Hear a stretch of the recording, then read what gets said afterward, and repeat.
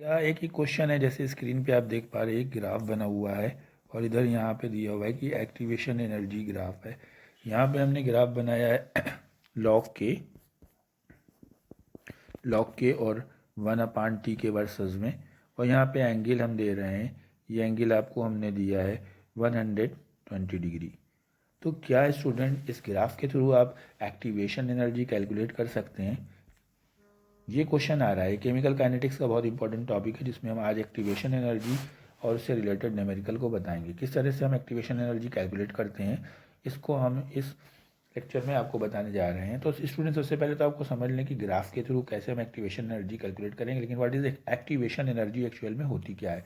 कोई भी रिएक्शन है, उसमें रिएक्शन जब होती है तो उसमें जो रिएक्टेंट होते हैं उनके पास एक एनर्जी होती है। जो रिएक्टेंट है उसके पास, मान लीजिए ये एनर्जी का ग्राफ अगर हम प्लाट करते हैं तो यहाँ पे हमने कोई, यहाँ पे या कोई प्लेस पे एक कोई रिएक्टेंट है, इसकी एनर्जी है। जब हम उसे रिएक्शन कराने के लिए यूज़ करते हैं तो उसमें उसकी जो एनर्जी हमको देनी पड़ती है या वो कहीं से एब्जॉर्ब करता है एक्टिव एनर्जी। एनर्जी उसकी धीरे धीरे बढ़ती जाती है और एक टॉप तक पहुंचती है। जब वो एक टॉप पे पहुंचती है, मैक्सिमम एनर्जी होती है यहाँ पे, इस एनर्जी को हम थ्रेशोल्ड एनर्जी बोलते हैं। थ्रेशोल्ड एनर्जी, अगर वो एनर्जी थ्रेशोल्ड एनर्जी के इक्विवेलेंट नहीं होती तो उस रिएक्टेंट का प्रोडक्ट में कन्वर्ट नहीं होना। यानी कि अगर हमें आप कोई रिएक्शन में रिएक्टेंट से प्रोडक्ट में कन्वर्ट करना है तो जो भी एनर्जी रिएक्टेंट की है, जिसे हम ER बोलते हैं, एनर्जी ऑफ द रिएक्टेंट, उसको हमें थ्रेशोल्ड एनर्जी तक पहुंचाना। अब चाहे आप उसे हीट दे करके या प्रेशर दे करके कैसे भी आप उसको वो एनर्जी दे देंगे तो वो थ्रेशोल्ड एनर्जी तक पहुंच जाएगा। और थ्रेशोल्ड एनर्जी जैसे ही, जिसे हम बोलते हैं ET, जैसे ही वो थ्रेशोल्ड एनर्जी को क्रॉस करेगा उसके बाद वो प्रोडक्ट में कन्वर्ट होने लगेगा और फिर उसकी एनर्जी फिर से डिक्रीज करने लगेगी। यानी वो मैक्सिमम एनर्जी, यानी एक तो एनर्जी जो हर रिएक्टेंट में होती है उसे ER कहते हैं, और एक एनर्जी जो हमने बढ़ा करके, यानी इतनी एनर्जी जो हमने बढ़ाई ऊपर करी थ्रेशोल्ड एनर्जी तक ले जाने के लिए, तो प्रोडक्ट में कन्वर्ट हुआ। तो इनका जो डिफरेंस होता है, यानी ये गैप जो एनर्जी हमने प्रोवाइड करी, यानी मान लीजिए 20 पहले एनर्जी थी इसके पास में और उसके बाद यहाँ पे ये 80 है मैक्सिमम थ्रेशोल्ड एनर्जी, तो 80 तक पहुँचाने को 20 से 80 तक हमें कितनी देनी पड़ी? 60 एनर्जी देनी पड़ी। यानी जिसे हम एक्टिवेशन एनर्जी बोलेंगे, EA is equals to ET minus ER। यानी जो थ्रेशोल्ड एनर्जी है जितनी भी हो रिएक्शन की, वो और रिएक्टेंट की एनर्जी से को माइनस कर देंगे तो हमें एक्टिवेशन एनर्जी बन जाएगी। अब यहाँ पे अगर हमें थ्रेशोल्ड एनर्जी दी गई है और रिएक्टेंट की एनर्जी दी गई है तो हम एक्टिवेशन एनर्जी निकाल पाएंगे। जितनी ज़्यादा एक्टिवेशन एनर्जी होगी, मान लीजिए कि ये ग्राफ बहुत ऊपर जा रहा है, रिएक्टेंट की एनर्जी ये है और थ्रेशोल्ड एनर्जी ये है ET, तो ये एक्टिवेशन एनर्जी हुई। यानी ये हमको बहुत एनर्जी प्रोवाइड करनी पड़ेगी। इसका मतलब ये रिएक्शन स्लो होगी। स्लो रिएक्शन का मतलब जिसकी एक्टिवेशन एनर्जी ज़्यादा होगी वो रिएक्शन स्लो होगी। इसी जगह पे अगर हम एक्टिवेशन एनर्जी कम कर दें, कोई ग्राफ बनाते हैं, ये एनर्जी है एक रिएक्टेंट की और ये हमारा आ गया, तो ये हो गई आपकी ER और ये हो गई आपकी ET, तो डिफरेंस आया ये आपका, तो ये इसमें कम है तो ये फास्ट रिएक्शन है। तो हम ग्राफिकली ये फाइंड आउट कर पाएंगे कि कौन सी रिएक्शन फास्ट है और कौन सी रिएक्शन स्लो है। अगर आपको ET और ER मालूम है तो इस फार्मूले से EA is equals to ET minus ER, यूँ करके आप एक्टिवेशन एनर्जी फाइंड आउट कर सकते हैं। लेकिन स्टूडेंट्स, अगर हमको ये थ्रेशोल्ड एनर्जी नहीं दी गई, ना रिएक्टेंट की एनर्जी दी गई है, तब हम किस बेसिस पे एक्टिवेशन एनर्जी फाइंड आउट करेंगे? तो एक्टिवेशन एनर्जी फाइंड आउट करने के लिए दो मेथड है। तो आपका ये ग्राफिकल मेथड, जो हम आपको अभी ग्राफ आया था, जो क्वेश्चन आया था जिसमें किस तरह का ग्राफ बना हुआ था, इस तरह का ग्राफ बना हुआ था और हमने बताया कि ये लॉग के और ये 1/t के बीच में ग्राफ बना है। ये एंगल आपका 120 डिग्री, कोई भी एंगल दे सकता है या स्लोप दे सकता है आपको। तो इसके थ्रू हम कैसे फाइंड आउट करेंगे? अगर हमारा ये ग्राफ दिया हुआ, एंगल दिया है, स्लोप दिया है, तो हम फार्मूला लगाते हैं, slope is equals to minus EA upon 2.303R। अब स्लोप का वैल्यू हम यहाँ पे पुट करें स्लोप, एंगल से स्लोप फाइंड आउट किया जा सकता है, और आर की वैल्यू गैस कांस्टेंट है 8.314 रखेंगे। यहाँ पे 120 डिग्री दिया गया है, tan यहाँ पे अगर हम एम स्लोप निकालना है, m is equals to tan theta से स्लोप निकालेंगे, that's mean m is equals to tan 120, और tan 120 को हम कह सकते हैं m is equals to tan 90 plus theta, 90 plus 30,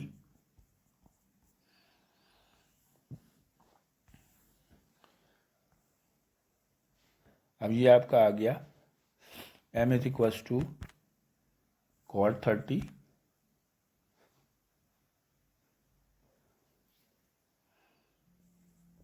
negative में माइनस cot 30, और cot 30 की वैल्यू हमने फाइंड आउट कर ली -√3। ये आपका स्लोप निकल के आ गया। स्लोप निकल के आ गया, जो हमने ऊपर फार्मूला आपका लिखा है यहाँ पे students, slope is equals to -EA/303R। यहाँ पे हम ये वैल्यू पुट करेंगे, तो जो वैल्यू पुट किया हमने, तो slope is equals to -EA/2.303R, और स्लोप हमारा ये फाइंड आउट हुआ -√3 और -EA अपान यहाँ पे वैल्यू लगाई 2.303 और 8.314।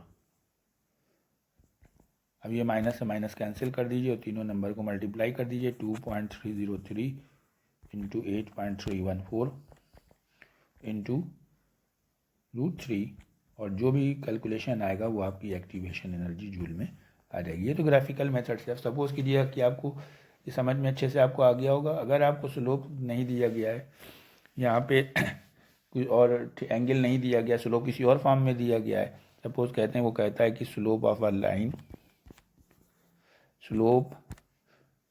A line drawn between log k versus 1/t is -1.5 या कुछ भी दे दिया, -0.5 दे दिया। फाइंड द एक्टिवेशन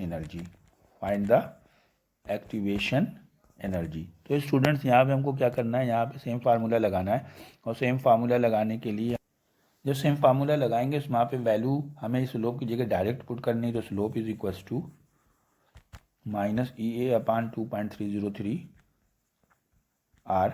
यहाँ पे हम स्लोप की जगह -0.5 और EA हमको फाइंड आउट करना है, EA की जगह EA और माइनस और 2.303 इंटू 8.314। उसी तरह से सॉल्व करेंगे, माइनस कट कर देंगे, क्रॉस में ले जाएंगे और EA की वैल्यू को फाइंड आउट करेंगे। प्लीज़ कमेंट सेक्शन में ज़रूर बताइए आंसर क्या आया है। फिर से देखिए, अगर हमें ये नहीं दिया गया, दूसरा मेथड क्या है, अगर हमको क्या कहते हैं, दो टेम्परेचर दिए गए हैं, दोनों अलग अलग टेम्परेचर पे रेट कांस्टेंट की वैल्यू दी गई है। मान लीजिए एक टेम्परेचर T1 है और T1 पे रेट कांस्टेंट की वैल्यू है K1, और दूसरा टेम्परेचर हमको T2 दिया गया और उस पर रेट कांस्टेंट की वैल्यू है K2। तो ये बोला जाता है टेम्परेचर वेरिएशन मेथड। इसके थ्रू भी हम एक्टिवेशन एनर्जी फाइंड आउट कर सकते हैं, क्योंकि जैसे ही हम टेम्परेचर चेंज करते हैं रेट कांस्टेंट की वैल्यू चेंज होती है।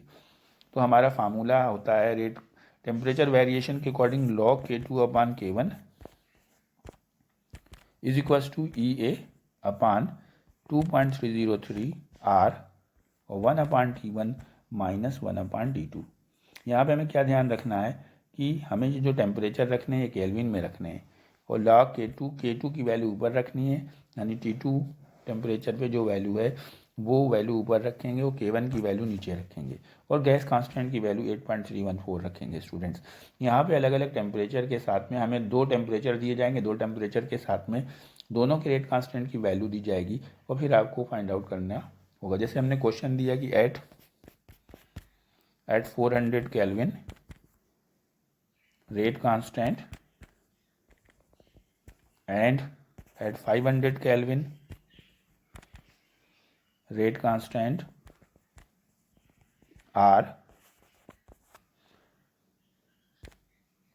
10 and 100 respectively। ये हमको दे दिया गया। Find the find the activation energy. Activation energy निकालनी है। हमें दो टेम्परेचर दिए गए 400 एंड 500, रेट कांस्टेंट की दो वैल्यू दी गई 10 और 100 दी गई। हमारा K1 हो गया, आंसर कैसे लिखेंगे, K1 हो गया 10 और T1 हो गया 400 केल्विन में होना चाहिए। K2 हो गया 100 और T2 हो गया हमारा 500 केल्विन। फार्मूला लगाएंगे log K2 अपान K1, बहुत इंपॉर्टेंट है, बोर्ड में बहुत ज़्यादा पूछा जाता है क्वेश्चन। EA अपान 2.303 इंटू R और 1 अपान T1 माइनस 1 अपान T2। ये फार्मूला लगा करके हम यहाँ पे वैल्यू पुट करेंगे। लॉग K2 हमारा 100 है, ये ध्यान रखना है यहाँ पे, नीचे 10 और EA फाइंड आउट करना है एक्टिवेशन एनर्जी, और 2.303 R की जगह 8.314 1 अपान 400 माइनस 1 अपान 500। ऐसे सॉल्व करेंगे इसको। स्टूडेंट्स यहाँ पे जब हम सॉल्व करेंगे तो हमें ये ध्यान रखना है कि ज़्यादा हमें डिवाइड नहीं करना है। LCM लेके इसे 10 कर दिया आपने, कट कर दिया, यहाँ पे log 10 आ गया और EA अपान इसका मल्टीप्लाई फिक्स वैल्यू है 19.47, पहले से कर लेंगे तो आपको आसानी रहेगी। यहाँ पे आपने 400 और 500 LCM ले लिया तो ऊपर बचा 500 माइनस 400, तो ऊपर 500 से 400 में 100 बचा, 100 अपान log 10 की वैल्यू 1 आ गई। यहाँ पे EA अपान 19.47 और यहाँ पे ऊपर 100 आया और नीचे है 400 इंटू 500, इससे 2 0 कट कर दीजिए आप इसको, तो नीचे हो गया 4 5 2000 हो गया। 2000 और 19.4 जो है आपका इसका मल्टीप्लाई में चला गया, 19.47 into 2000 is equals to EA। Multiply कर दिया, 2000 के 3 0 बना दिए, 2 4 4 आ गया, 2 5 4 ज़ा 8 1 9 आ गया, 2 9 ज़ा 18 8 आ गया, 2 1 ज़ा 2 और 1 3 और इसमें पॉइंट लगा दिया आपने, तो 2 के बाद पॉइंट है, तो ये आपका आ गया 38940 जूल। स्टूडेंट वीडियो कैसी लगी कमेंट सेक्शन में ज़रूर बताइए। कल हम इसके और न्यूमेरिकल लेकर के आएंगे जिससे कि आपको सपोर्ट मिले। Thank you, have a nice day.